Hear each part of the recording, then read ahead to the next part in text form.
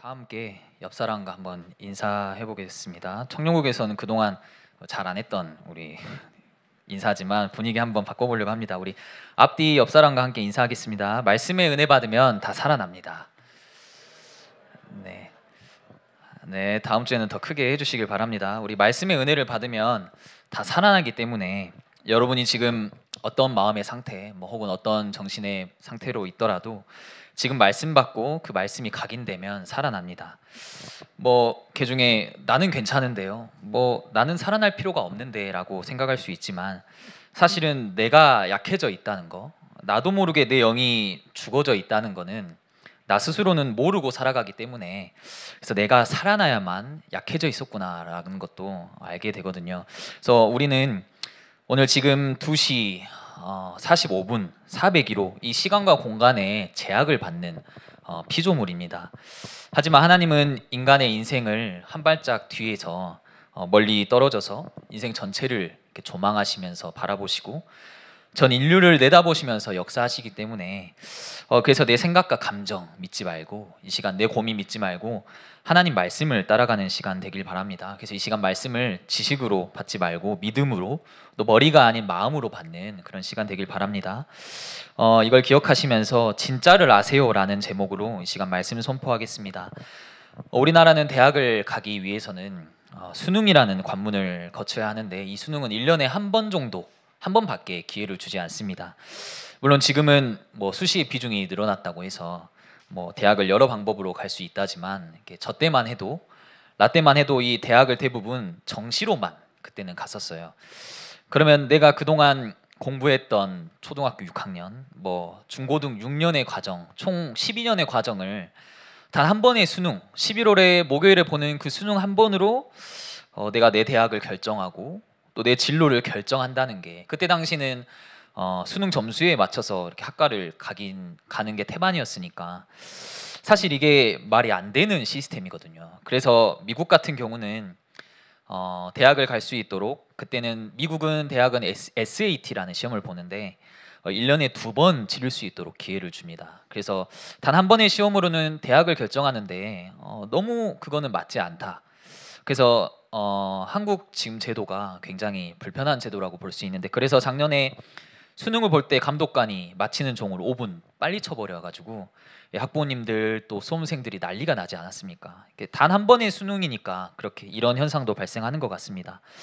아무튼 그렇게 해서 우리가 대학을 갔는데 대학을 가서 또 다른 시험들이 우리에게 찾아옵니다. 사회 전선에 뛰어들기 위해 우리가 전문사 이런 시험을 봐야 되는 경우가 생기게 되는데 우리 청년들 중에도 큰 시험을 앞두고 있거나 준비하고 있는 분들도 꽤 많이 있는 걸로 알고 있습니다.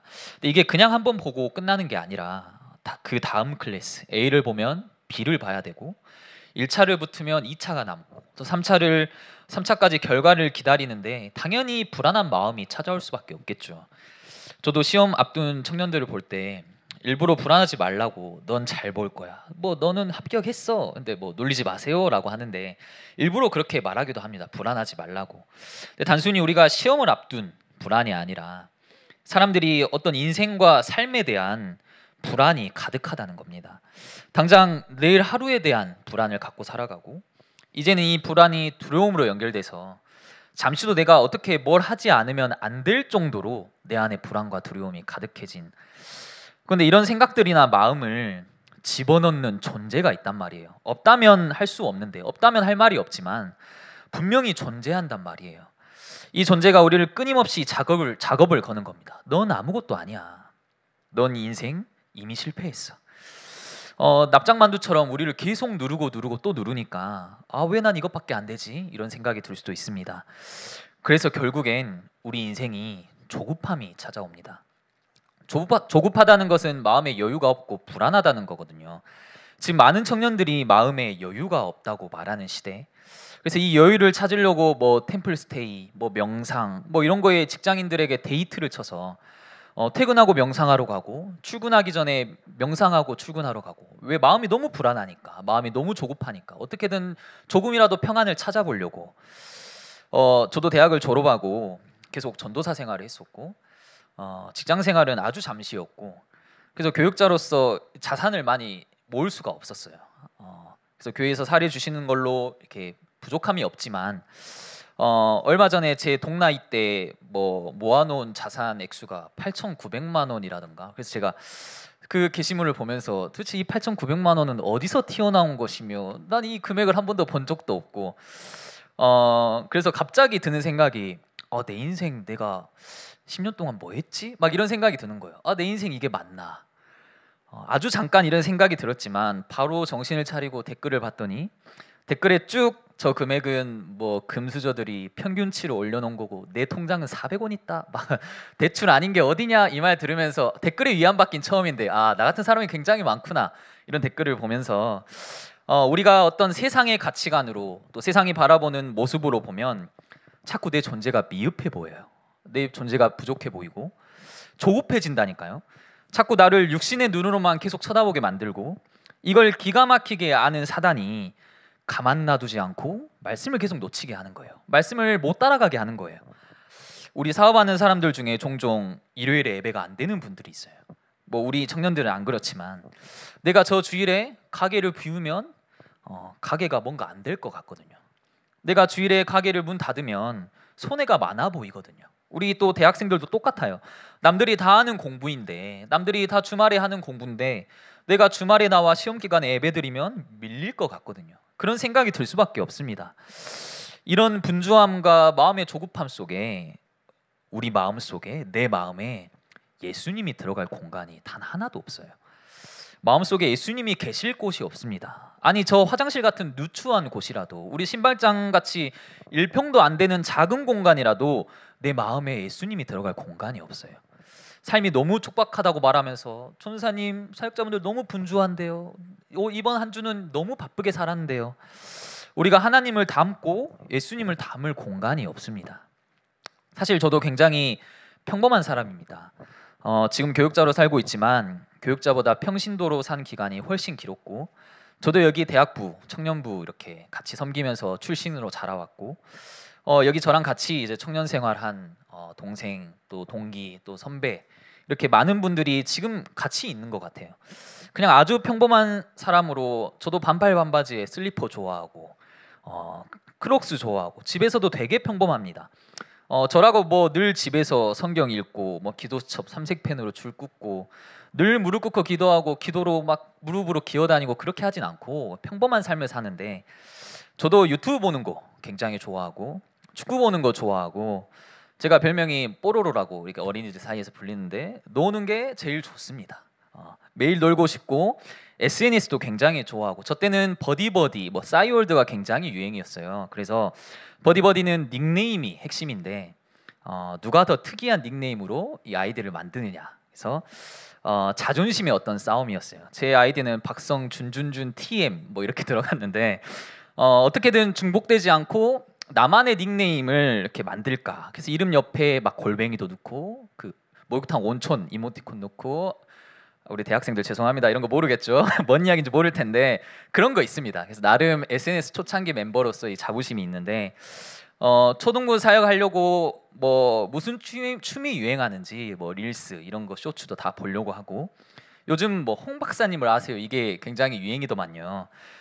제가 아는 아세요는 너희는 개맛을 알아 이거밖에 없는데 요즘은 홍 박사님을 아세요? 뭐 이런 멘트가 있는데, 무튼 홍 박사든 뭐 척척 박사든 오 박사든 아세요?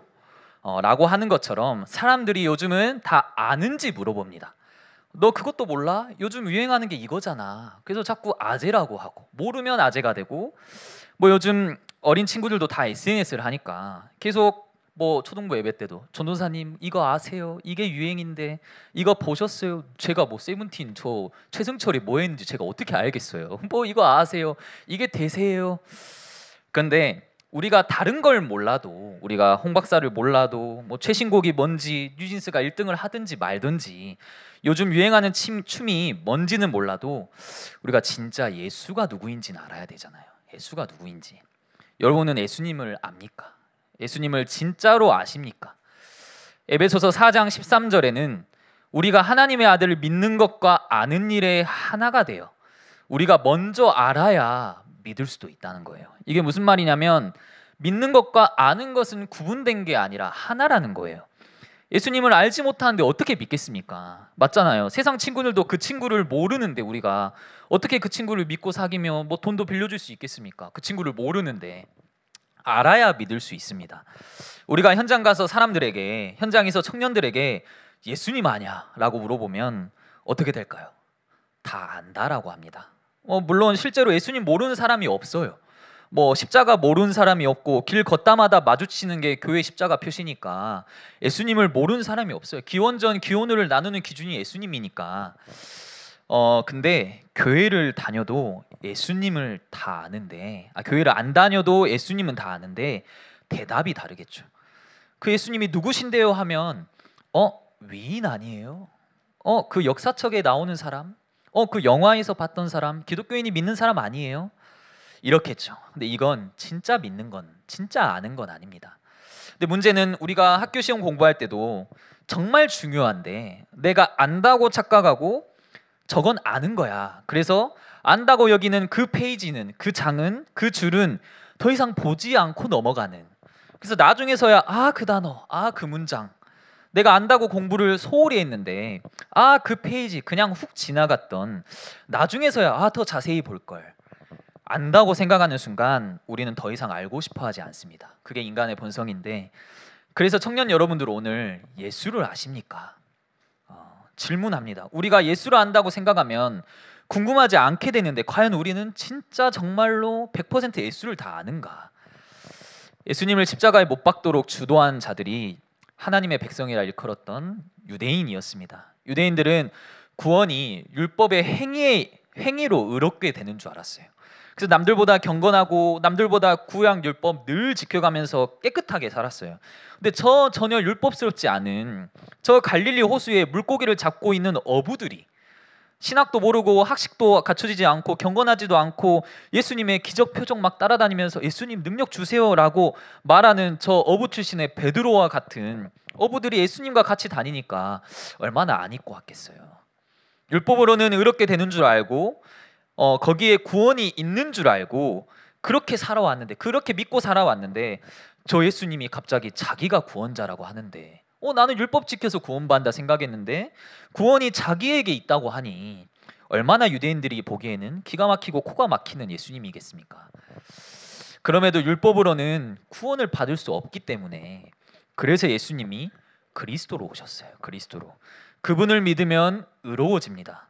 의로움의 기준이 그리스도에게 있기 때문에 그 성경에 뭐라 하냐면, 본문 오늘 6절 같이 보겠습니다. 그는 원래 하나님의 본체시나 하나님과 동등됨을 취할 것을 여기지 아니하시고 동등한 자격을 다 포기하시고 하나님으로서의 권리를 다 포기하시고 동등한 자격을 다 포기하시고, 포기하지 않으면 죽을 수가 없으니까, 그리고 종의 형체를 가지고 사람과 같이 되셔서 사람의 모양으로 나타나서 주인을 포기하고 종으로 살고 싶은 사람이 어디 있겠습니까?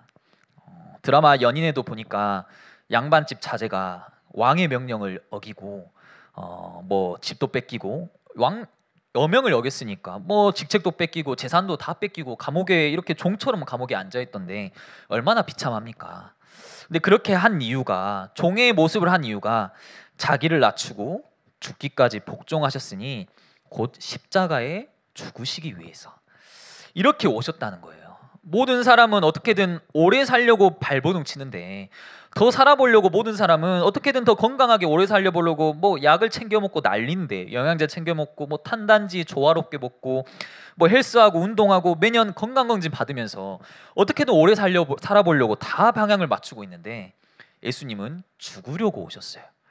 죽기 위해 살아가는 사람은 없습니다. 근데 예수님은 그렇게 하셨어요. 성경대로 죽으시고 말씀대로 죽으셨어요. 노력으로는 의로울 수가 없는데 노력으로 잘 산다면 모든 사람이 다 잘 살아야죠. 노력 안 하는 사람이 어디 있습니까? 여러분 대부분이 다 노력하면서 살아가는데, 예수님이 그리스도로 오셔서 우리를 의롭게 하셨다. 왜요? 구원은 율법에 있지 않고 십자가에 있으니까. 그 십자가에 죽으신 예수 그리스도를 믿는 그 사람이 의롭게 되니까. 이걸 알아야 예수님을 안다라고 하는 거예요.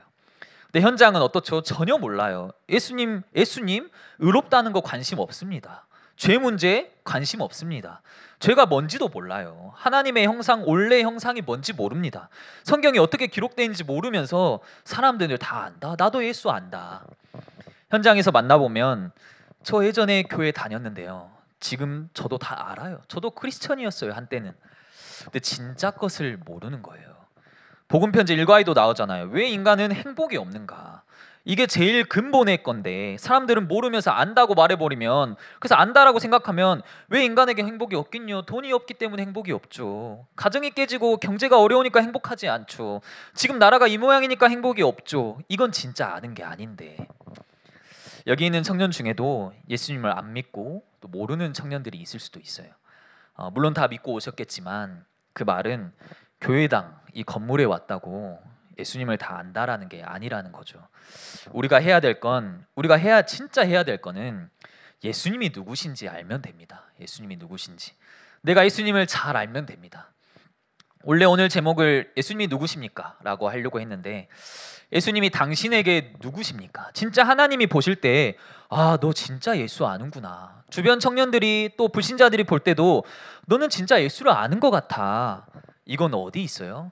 마태복음 16장 16절에 시몬 베드로가 대답하여 이르되 주는 그리스도시요 살아계신 하나님의 아들이시니이다.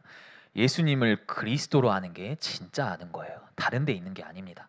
인간은 도저히 자기 스스로 본인에게 찾아온 문제를 해결할 수가 없어요. 그런데 그 문제를 해결하기 위해 이 땅에 오신 그분이 예수고, 그럼 예수가 이 땅에 오셔서 뭘 했냐?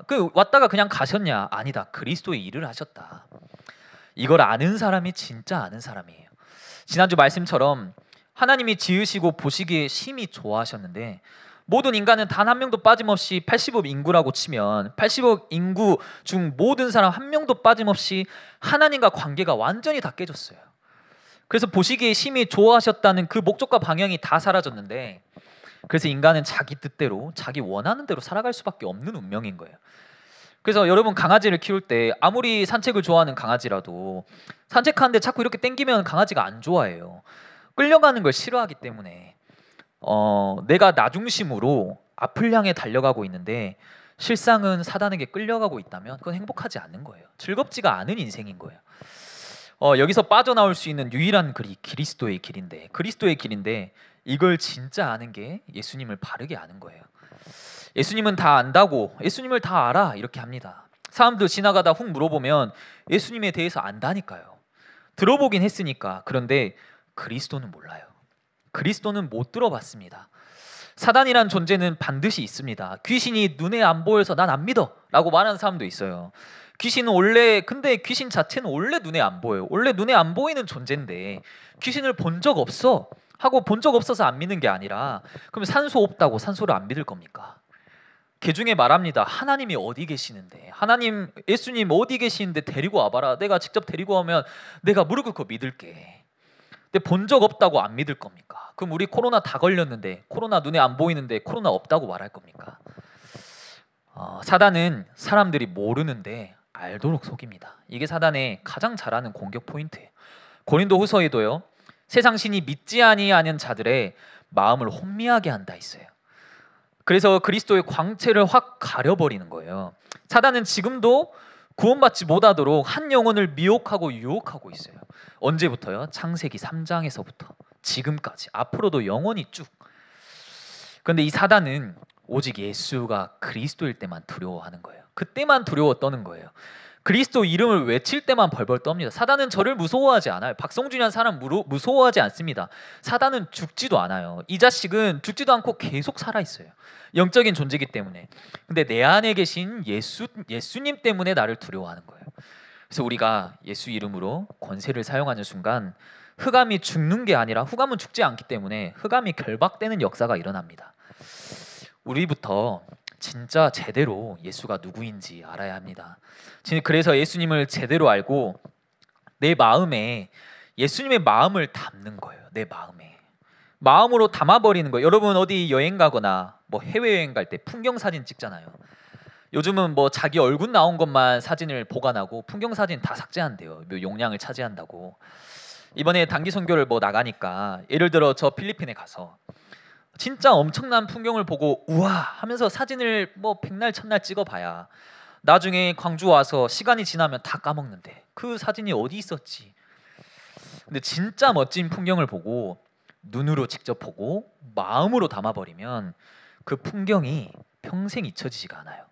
내가 한번 저 풍경을 와 하는 순간 진짜 눈으로 보고 마음에 담아버리면 그 잔상은 죽을 때까지 기억하고 있습니다. 그래서 오늘 본문 5절에 너희 안에 이 마음을 품으라 곧 그리스도 예수의 마음이니, 우리가 마음에 한 마음을 품어야 하는데 그게 뭐냐면 그리스도 예수의 마음을 품는 거예요. 마음에 담아버리는 겁니다. 예수님이 그리스도 되시기 위해 하셨던 일들을, 예수가 그리스도 되신 것을 내 마음에 담아버리는 거예요. 유 목사님도 앞으로 말씀에서 2030년에서 2080년 준비하라고 있습니다.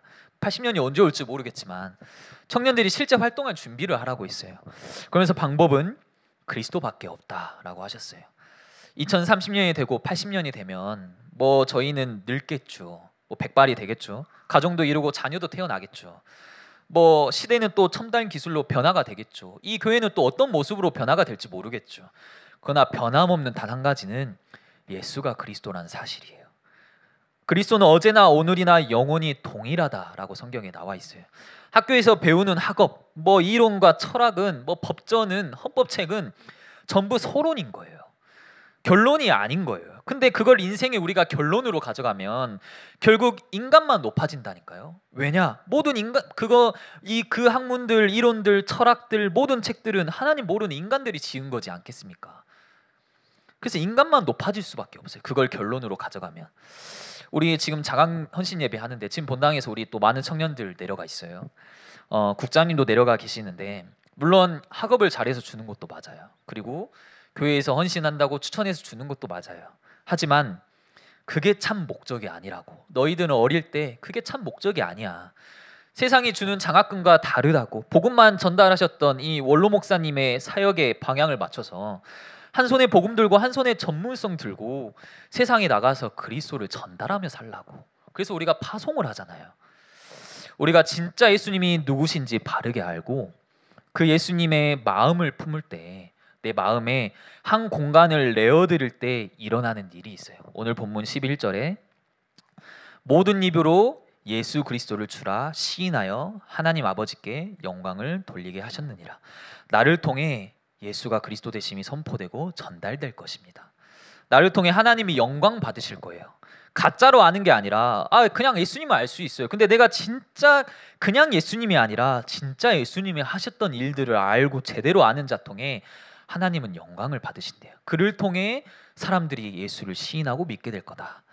우리는 세상 속에 분주할 수도 있습니다. 현장은 자꾸 우리를 조급하게 만들어요. 여유가 없게 만듭니다. 그래서 내 마음에 단 한 평의 한 공간도 예수님께 내어줄 공간이 없게 만들어요. 그게 사단의 작전이에요. 우리가 그 정도로 삶이 척박해서는 안 되잖아요. 그렇잖아요. 우리가 뭐 매덕을 빚졌습니까? 그런 건 아니잖아요. 여자친구를 위해 내줄 마음도 있고, 직장을 위해 내줄 마음도 있고, 뭐 회식을 위해 내줄 마음도 있고, 드라마를 위해, 넷플릭스를 위해 뭐 내줄, 나에게 주는 힐링이라면서 막 여행 갈 마음은 있는데 우리 마음에 예수님이 들어올 공간이 없다니까요. 지금 청년들이. 여러분, 연예인이나 뭐 캐릭터 이런 거에 빠진 사람을 덕후라고 합니다. 오래 전부터 뭐 몇 년, 10년 전부터 쓰던 단어인 것 같아요. 20년 됐나요? 일본어예요. 저는 10년 전부터 아이유를 굉장히 좋아했고 최근에는 뉴진스가 너무 좋아요. 뉴덕입니다. 뉴진스를 굉장히 좋아하는 뉴덕인데, 근데 우리가 다른 거 덕후 될 필요가 없어요. 사실은 예수 덕후가 돼야 되지 않겠습니까? 예덕. 전도사님은 누구 좋아하세요? 저는 예수 덕후입니다. 예덕인데요? 뭐 이렇게 대답할 수 있는. 다음 주부터 우리 항상 인사할 때 우린 예덕입니다 이렇게 아닌가요? 자, 우리가 진짜 근데 예수가 누구인지를 알고 예수님 한 분만으로 충분하고 만족하는, 그래서 예수 덕후가 되는, 덕후란 말이 굉장히 안 좋은 말로도 이렇게 비춰질 수 있지만 예수 덕후란 말은 예수님만 바라보고 내 마음에 예수님밖에 없는 거예요. 24시 하는 거예요. 그래서 우리 한 공간에 내 마음 속에 내 마음에 우리가 또 함께 찬양할 텐데요. 이 시간 예수님을 마음에 들어오게 할 수 있는 우리 마음을 회복하는 그런 시간 되길 바랍니다. 그러니까 함께 찬양하길 원합니다. 내 마음의 한 자리라는 찬양인데요. 가사들을 쭉 묵상하시면서 예수가 그리스도 되심이 진짜 내 인생의 해답이 되고 내 마음에 한 공간을 내어줄 수 있는, 또 그로 인해 우리가 살아갈 수 있는 인생의 여정이 되게 해달라고 시간 다 함께 내 마음의 한 자리 함께 찬양하도록 하겠습니다.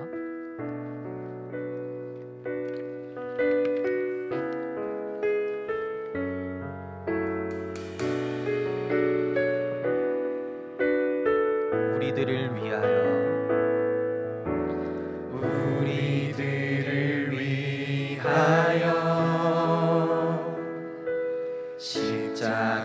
십자가에 못 박혀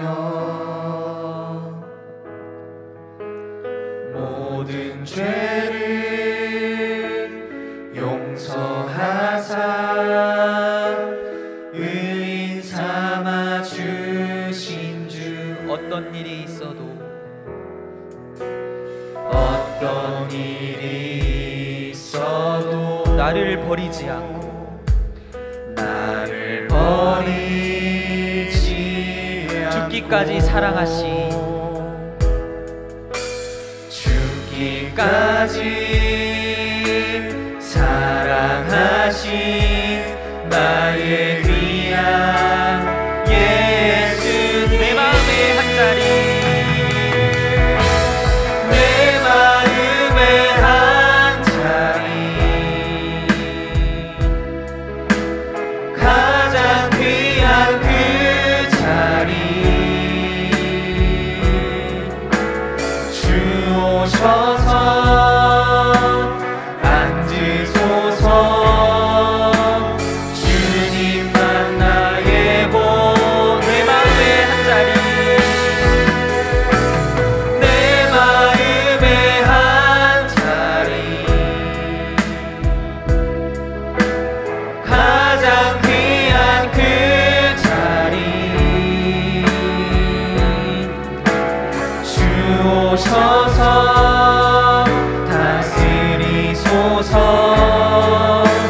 주님만 나의 영광, 우리들을 위하여 우리들을 위하여